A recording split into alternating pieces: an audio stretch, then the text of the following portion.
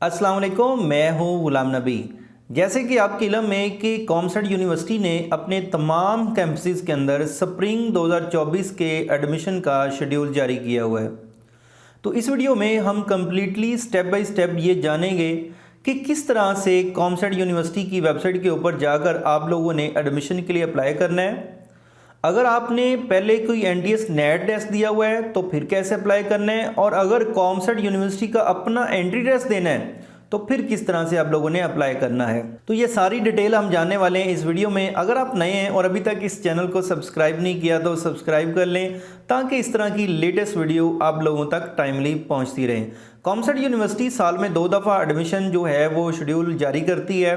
एक जो है वो फॉल एडमिशन होता है जो तकरीबन जून जुलाई में होता है, और एक स्प्रिंग एडमिशन जो नवंबर में हर साल नवंबर दिसंबर में कंडक्ट करती है। इसके जो बैचलर ऑफ साइंस के एडमिशन्स होते हैं, मतलब अंडर ग्रेजुएट बीएस प्रोग्राम्स होते हैं, उनमें आईसीएस, प्री इंजीनियरिंग, मेडिकल और तमाम बाकी स्टूडेंट्स जो हैं वो एडमिशन ले सकते हैं। कॉमसेट यूनिवर्सिटी के टोटल 7 कैंपसेस हैं और कॉमसेट यूनिवर्सिटी को कंप्यूटर साइंस के लिहाज से एक अच्छी और बेस्ट यूनिवर्सिटी समझी जाती है पाकिस्तान में। अगर आप स्प्रिंग में एडमिशन के लिए अप्लाई करते हैं तो आपके अगर कम नंबर भी हैं तो आपके ज़्यादा चांसेस होते हैं एडमिशन सिक्योर करने के लिहाज से, क्योंकि फॉल के अंदर जब एडमिशन होते हैं तो बहुत सारे स्टूडेंट्स बाकी तमाम यूनिवर्सिटीज़ के अंदर एडमिशन ले चुके होते हैं और कॉमसेट में भी, और इसमें जो सीट्स ऑफर की जाती हैं वो तकरीबन वो स्टूडेंट्स होते हैं जिनके लो नंबर होते हैं, कम नंबर होते हैं, तो बड़ी आसानी से आप एडमिशन जो है अपना सिक्योर कर सकते हैं। इसमें जो मेरिट कैलकुलेशन फार्मूला होता है वो 10% आपकी मैट्रिक काउंट की जाती है, 40% आपका इंटर काउंट किया जाता है, और उसके अलावा 50% जो है वो एंटी टेस्ट के मार्क्स की वेटेज ली जाती है। तो अब हम 1 बाय 1 वेबसाइट के ऊपर चेक करते हैं कि आप लोगों ने अप्लाई किस तरह से करना है। आप लोगों ने इस वेबसाइट के ऊपर आ जाना है, कॉमसेट यूनिवर्सिटी की वेबसाइट आप लोगों ने गूगल पर सर्च कर लेना है और यहाँ पर आपको एडमिशन का ऑप्शन मिलेगा, आपने इसके ऊपर क्लिक कर देना है। यहाँ पर आप नीचे स्क्रॉल करते जाएं और यहाँ पर देखें तो पाकिस्तानी स्टूडेंट्स लिखा हुआ है और इसमें एडमिशन के नीचे अप्लाई नाउ पे क्लिक कर देना है। जैसे अप्लाई नाउ पे क्लिक करेंगे तो आपके सामने ये वाला पेज आ जाएगा। यहाँ पर सबसे पहले हमने अपने आप को रजिस्टर करना है, और रजिस्टर करने के लिए इस पेज के ऊपर कुछ डिटेल हम पहले एंटर करेंगे। उसमें देखें तो नंबर 1 सबसे पहले तो आपने वो ने प्रोग्राम चूज़ करना है कि आपने बीएस में अप्लाई करना है, एमएस में या पीएचडी में। तो फर्स्ट कर लें आप बीएस में अप्लाई करने जा रहे हैं तो आप इसको, उसके बाद आप कैंपस को चूज़ करेंगे कि किस कैंपस में आप लोगों ने अप्लाई करना है। ठीक है, मैं यहाँ से इस्लामाबाद और उसके अलावा लाहौर कैंपस को जो है वो चूज़ कर लेता हूँ। जो आप जिन जिन में आपने अप्लाई करना हो उनको आप लोगों ने चूज़ कर लेना है। उसके बाद आप अपना नेम लिखेंगे, लॉगिन आईडी मतलब यूज़र नेम बनाएंगे, अपना ईमेल एड्रेस लिखेंगे और इसी ईमेल को दोबारा आप लोग एंटर करेंगे, और उसके अलावा आप लोगों ने यहाँ पर पासवर्ड लिखना है और उसी पासवर्ड को रीटाइप करना है, और उसके बाद आप लोगों ने ये जो कैप्चा आपको दिख रहा है ये लगा देना है और गेट रजिस्टर पे क्लिक कर देना है। तो ये इन्फॉर्मेशन मैं पहले एंटर करता हूँ, लॉगिन करते हैं मतलब साइन अप करते हैं, उसके बाद अगले प्रोसेस को देखते हैं। जैसे ही इन्फॉर्मेशन एंटर कर लेने के बाद हम गेट रजिस्टर पे क्लिक करेंगे तो फिर ये पेज हमारे सामने आ जाएगा, और इस पेज के ऊपर हमें कहा जा रहा है कि आप लोग लॉगिन करें उस डिटेल के साथ जो आपने अकाउंट क्रिएट करते हुए एंटर की है। तो यहाँ पर हम क्या करेंगे, अपना ईमेल एड्रेस लिखेंगे, पासवर्ड लिखेंगे और लॉगिन करेंगे। तो चले मैं पहले लॉगिन करता हूं, उसके बाद हम देखते हैं कि कौन कौन सी इन्फॉर्मेशन हमने एंटर करनी है। जैसे ही आप साइन इन पे क्लिक करेंगे तो फिर ये पॉपअप बॉक्स एक आपके सामने आएगा, यहाँ से आपने अपने अप्लाइड कैंपस को जो है वो चूज़ करना है। उसके बाद हम इस पेज के ऊपर आ जाएंगे और यहाँ पर सारी डिटेल 1 बाय 1 हमने एंटर करनी है। वो कौन सी डिटेल है उसको 1 बाय 1 देख लेते हैं।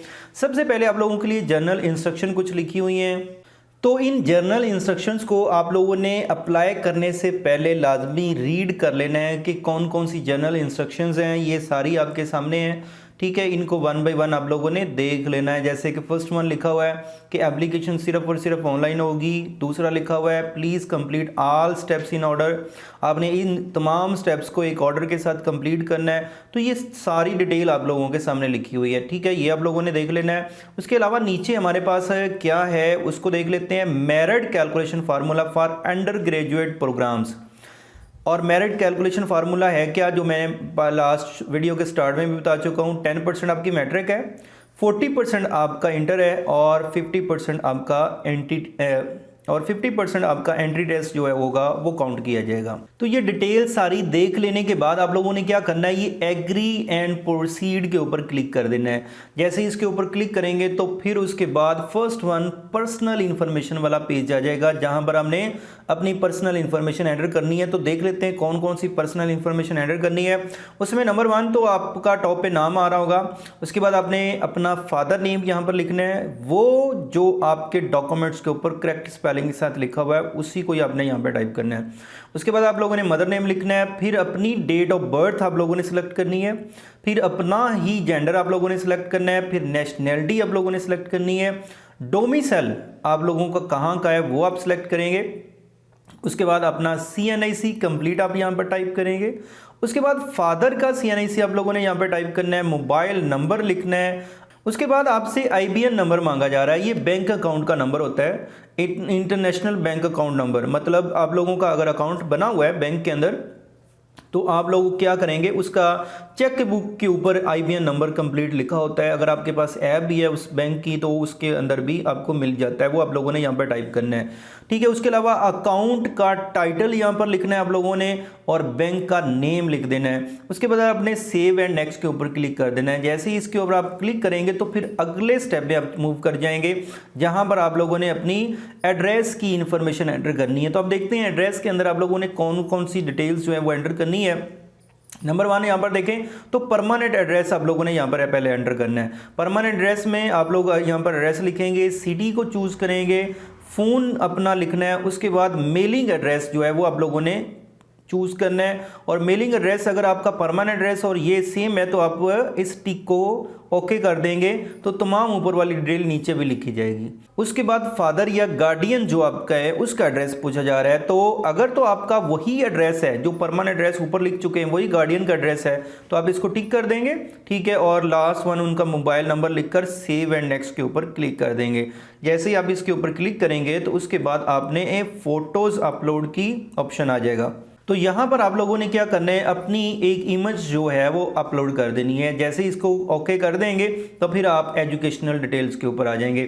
यहाँ पर आप लोगों ने अपनी मैट्रिक और इंटर की जो है वो एजुकेशनल डिटेल्स एंटर करनी है। वो कौन सी, यहाँ पर देखें तो फर्स्ट वन आप SSC या O लेवल की, SSC मैट्रिक होता है, ठीक है, और O level equivalent to matric होता है। तो अब यहाँ से सिलेक्ट करेंगे मैट्रिक को। ठीक है, उसके बाद आपने बोर्ड सेलेक्ट करना है, जो भी आप लोगों का बोर्ड हो, और उसके बाद आपके सामने यहाँ पे देखें आपने आर्ट्स में मैट्रिक की है या साइंस में, वो सिलेक्ट कर लेंगे। उसके बाद यहाँ पर अपने इंस्टीट्यूट स्कूल का नाम लिखेंगे। ठीक है, पासिंग ईयर आप लोगों ने सिलेक्ट करना है, टोटल मार्क्स क्या थे, ऑब्टेन मार्क्स क्या थे, ये आप लोगों ने लिख देना है। उसके बाद आप लोगों ने अपने इंटर की डिटेल्स जो है वो एंटर करनी है। इंटर में देखें तो वही चीज़ पूछी जा रही है कि अच्छा एक चेक बॉक्स है कि क्या आप रिजल्ट वेट कर रहे हैं। ठीक है, तो आप इसको टिक करेंगे, फिर आप 11th का रिजल्ट ऐड करेंगे। लेकिन अगर आपका 12th का रिजल्ट आ चुका है तो आप इसे टिक नहीं करेंगे।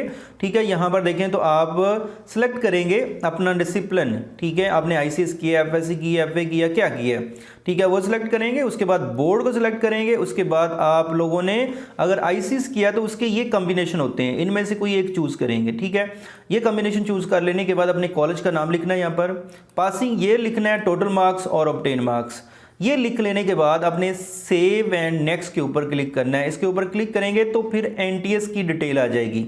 उसके बाद NTS टेस्ट की डिटेल आ जाएगी। अब आप लोगों को शुरू में मैंने बताया था कि जो कॉमसेट यूनिवर्सिटी है वो अपना बीट टेस्ट पे एडमिशन देती है और NTS के नेट टेस्ट के ऊपर भी एडमिशन देती है। यहाँ पर देखें तो आपसे पूछा जा रहा है कि क्या आप जो है वो want to registered appear for NTS test via COMSATS, COMSATS के जरिए NTS का टेस्ट देना चाहते हैं, मतलब NTS के जरिए ही कॉमसेट अपना भी टेस्ट लेती है।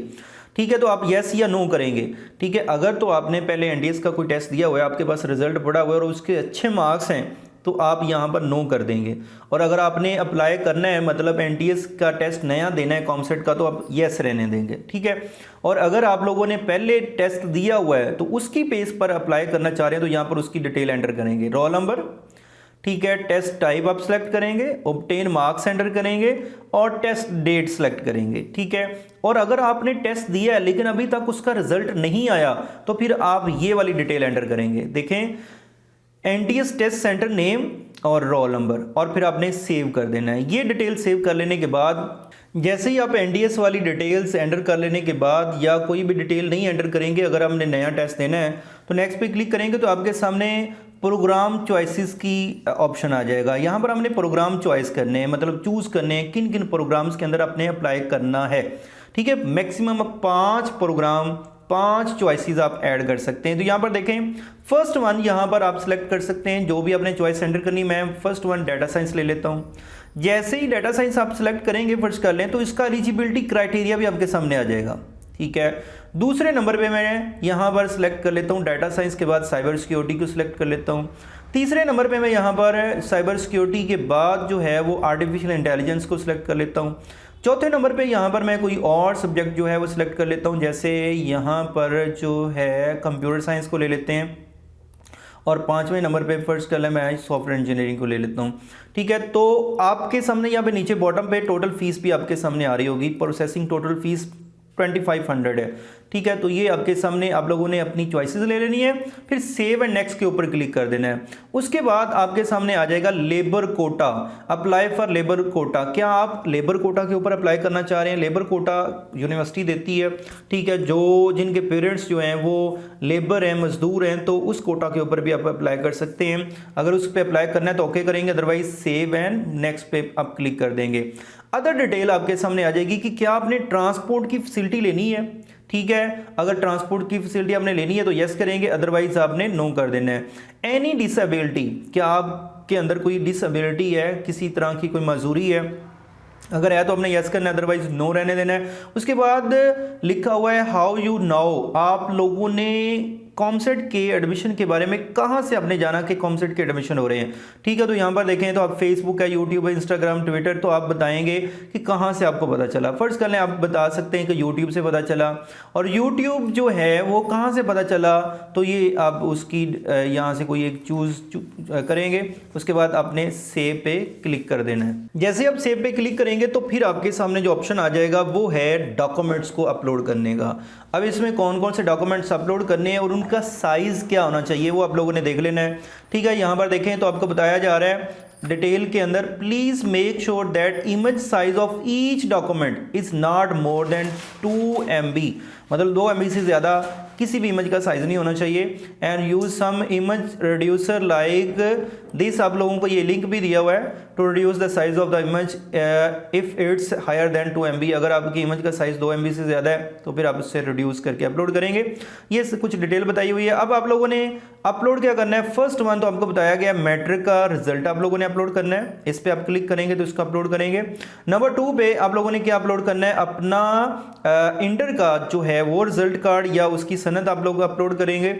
और उसके बाद जो है वो आप लोगों ने एनटीएस का अगर रिजल्ट आपके पास पहले वाला मौजूद है तो आप उसे अपलोड करेंगे। ओके, जैसे ही आप मैट्रिक और इंटर का रिजल्ट्स जो हैं वो अपलोड करेंगे उनकी इमेजेस, तो आपने मूव नेक्स्ट के ओके जैसे ही हम फी वाले ऑप्शन पे आएंगे तो यहाँ पर देखें तो आपके सामने लिखा हुआ है admission processing fee will be made through 1 link. अब 1 लिंक मतलब ऑनलाइन किसी भी ऐप के ज़रिए इसकी प्रोसेसिंग फ़ी जो है वो आप पे कर सकते हैं। और यहाँ पर देखें तो लिखा आ रहा है print fee challan from blow link, आपके सामने ये लिंक दिया हुआ है। ठीक है, आप इसे यहाँ से क्लिक करके अपने चलान को है जो है वो डाउनलोड कर सकते हैं। जैसे ही चलान को डाउनलोड करेंगे, अपनी फ़ी को पे करेंगे या ऑनलाइन आप फ़ी पे कर देंगे तो फिर आप प्रोसेसिंग में आ जाएंगे। नीचे लिखा हुआ है payment should be process through CUI COMSATS university Islamabad admission processing challan form. Once you pay your processing fee you will be submitted your form will be submitted, मतलब आपका फॉर्म जो है वो सबमिट हो जाएगा। तो ये एक कंप्लीट प्रोसीजर या मेथड था जो स्टेप बाय स्टेप मैंने आपको गाइड किया। कॉमसेट यूनिवर्सिटी की वेबसाइट पर जाकर आपने अपने स्प्रिंग एडमिशन के लिए अप्लाई करना है। तो फिर भी आप लोगों का क्वेश्चन हो तो लाजमी कमेंट की शक्ल में पूछ लीजिएगा। थैंक यू, अल्लाह हाफिज़।